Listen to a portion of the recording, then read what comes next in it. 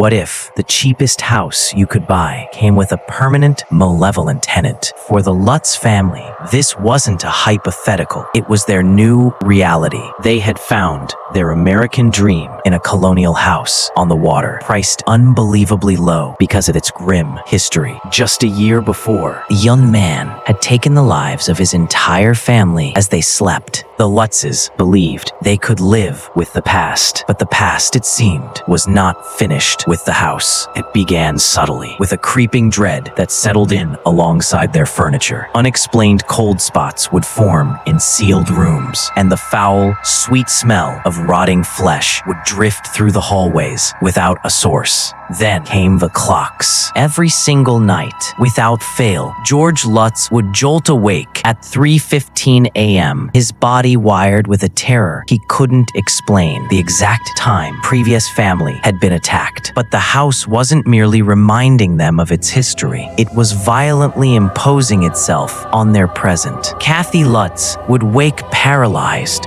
feeling an unseen presence watching her from the corner, only to glimpse a pair of glowing red eyes staring back from the darkness. Their young daughter began having vivid conversation with an imaginary friend she called Jody, a pig-like creature that no one else could see. Their peaceful home had transformed into a prison of fear, where green slime oozed from the walls and crucifixes were found flipped upside down. Even George, once a loving father, felt a dark presence twisting his mind, filling him with a cold, unfamiliar rage. After just 28 days, their will was completely broken. There was no discussion, no plan. Driven by a primal instinct to survive, they simply grabbed their children and fled, abandoning every single thing they owned. They chose to be homeless, to have nothing, rather than spend one more night in a house that was actively trying to consume them. Step out of the shadows and subscribe to Shaw We, where we stay curious and stay scared.